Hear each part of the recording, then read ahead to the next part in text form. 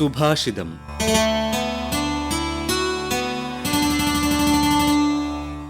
ക്രിസ്തുവിൻ്റെ ഉത്ഥാന മഹോത്സവത്തെയാണ് ഈസ്റ്റർ എന്ന് വിളിക്കുന്നത്.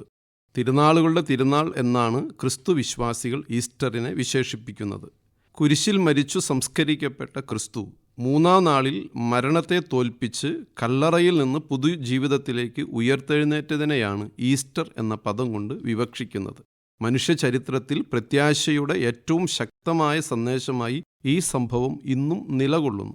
മരണം പോലും അവസാനമല്ലെന്നും ദൈവസ്നേഹം മനുഷ്യനെ വീണ്ടും ഉയർപ്പിക്കുമെന്നും ഈസ്റ്റർ നമ്മെ പഠിപ്പിക്കുന്നു. ഞാനാണ് പുനരുത്ഥാനവും ജീവനും, എന്നിൽ വിശ്വസിക്കുന്നവൻ മരിച്ചാലും ജീവിക്കും എന്ന യേശുവിൻ്റെ വാക്കുകൾ ഈസ്റ്ററിൻ്റെ ആത്മാവാണ്. ഈസ്റ്ററിൻ്റെ സന്ദേശം ആ പദം തന്നെ സൂചിപ്പിക്കുന്നുണ്ട്. പുതിയ ജീവിതം, പുതിയ ചൈതന്യം, പുതിയ പ്രത്യാശ. ബൈബിളിൽ ഈസ്റ്റർ ഉയർപ്പിൻ്റെ പ്രത്യാശയുടെ കേന്ദ്രമാണ്.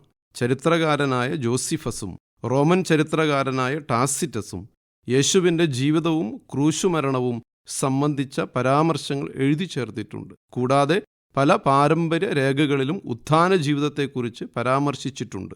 ഇതിലൂടെ ഈസ്റ്റർ വിശ്വാസത്തിൻ്റെ മാത്രമല്ല, ചരിത്രപരമായ ഓർമ്മയുടെ ഭാഗമാണെന്ന് വ്യക്തമാക്കുന്നു. ക്രൈസ്തവർ അവരുടെ ഉയർപ്പിൻ്റെ പ്രത്യാശ പ്രഘോഷിക്കുകയും ആഘോഷിക്കുകയും ചെയ്യുന്ന ദിനമാണ് ഈസ്റ്റർ. മറ്റു മതങ്ങളിലും സമാനമായ ആത്മീയ സന്ദേശങ്ങൾ പഠിപ്പിക്കുന്നുണ്ട്.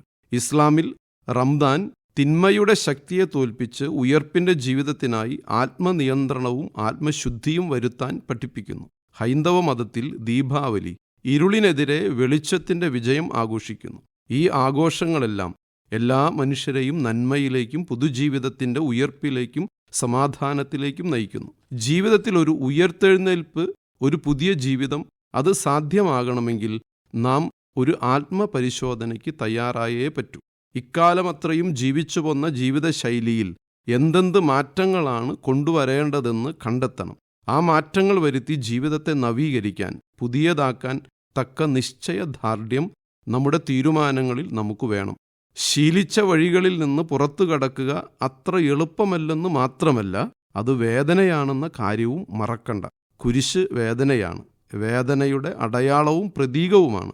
എന്നാൽ കുരിശില്ലാതെ കിരീടമില്ല എന്നതും കുരിശുമരണമില്ലാതെ ഉയർപ്പില്ല എന്നതും മറക്കാതിരിക്കുക. കുരിശിൽ കയറാനുള്ള ത്യാഗസന്നദ്ധതയില്ലെങ്കിൽ പുതിയ ജീവിതവുമില്ല. നാം ഉയർത്തു കാണുവാൻ, അല്ലെങ്കിൽ നാം പുതിയ ജീവിതം നയിക്കുന്നത് കാണുവാൻ ആഗ്രഹിക്കാത്തവർ നമുക്ക് ചുറ്റിലുമുണ്ടാകാം.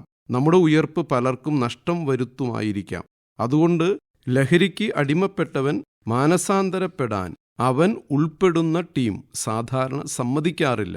അവൻ ലഹരി ഉപയോഗം തുടർന്നാലേ അവനെ വീണ്ടും വീണ്ടും ചൂഷണം ചെയ്യാനും മറ്റു പല കാര്യങ്ങൾക്കും ഉപയോഗിക്കാനും സാധിക്കൂ. ഇത് ഒരു ഉദാഹരണം മാത്രം. അതിനാൽ നമ്മുടെ ജീവിതത്തിൻ്റെ ഉയർപ്പ് ആഗ്രഹിക്കാത്തവരെ നാം തിരിച്ചറിയണം. നമ്മുടെ ഒരു പുതുജീവിതത്തിനു വേണ്ടി എന്നും കരഞ്ഞു പ്രാർത്ഥിച്ച് കാത്തിരിക്കുന്ന നമ്മുടെ പ്രിയപ്പെട്ടവരുടെ മുഖം ഓർമ്മയിലുണ്ടാകണം. ആരൊക്കെ എതിർത്താലും നിരുത്സാഹപ്പെടുത്തിയാലും ഒരു ഉത്ഥാന ജീവിതമാകണം നമ്മുടെ ലക്ഷ്യം. വർത്തമാനകാലം യുദ്ധത്തിൻ്റെയും പ്രകൃതി ദുരന്തങ്ങളുടെയും ഭീതിയും ആദിയും പരത്തുന്നുണ്ട്. എങ്കിലും ഈ ഈസ്റ്റർ ദിനം നമ്മെ ഓർമ്മിപ്പിക്കുന്നത് നാം പ്രത്യാശ നഷ്ടപ്പെടുത്തരുത് എന്നാണ്. ഈശ്വരൻ്റെ സത്യത്തിനും നീതിക്കും നന്മയ്ക്കും സ്നേഹത്തിനും നിരക്കാത്തവ വല്ലതുമുണ്ടെങ്കിൽ ജീവിതത്തിൽ നിന്നും പിഴുതെറിഞ്ഞ് ഉയർപ്പിൻ്റെ ഒരു പുതുജീവിതം തുടങ്ങാം. ബൃഹദാരണ്യകോപനിഷത്തിലെ ആ വിശിഷ്ടമായ പ്രാർത്ഥന ഓർമ്മയില്ലേ? അസതോമാ സത്ഗമയ, തമസോമാ ജ്യോതിർഗമയ, മൃത്യോർമാ അമൃതം ഗമയ. അസത്യത്തിൽ നിന്ന് സത്യത്തിലേക്കും, ഇരുളിൽ നിന്ന് വെളിച്ചത്തിലേക്കും, മൃത്യുവിൽ നിന്ന് അമർത്യതയിലേക്കും എന്നെ നയിക്കണമേ എന്നതാകട്ടെ പ്രിയമുള്ളവരെ ഇന്ന് നമ്മുടെ പ്രാർത്ഥന. ഈസ്റ്റർ മംഗളങ്ങളോടെ ഏവർക്കും സുന്ദരമായ ഒരു ദിനം ആശംസിക്കുന്നു.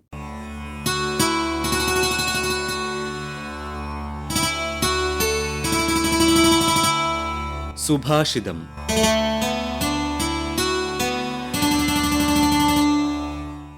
അവതരിപ്പിച്ചത് ഫാദർ സുരേഷ് റോക്കി മൽപ്പാൻ.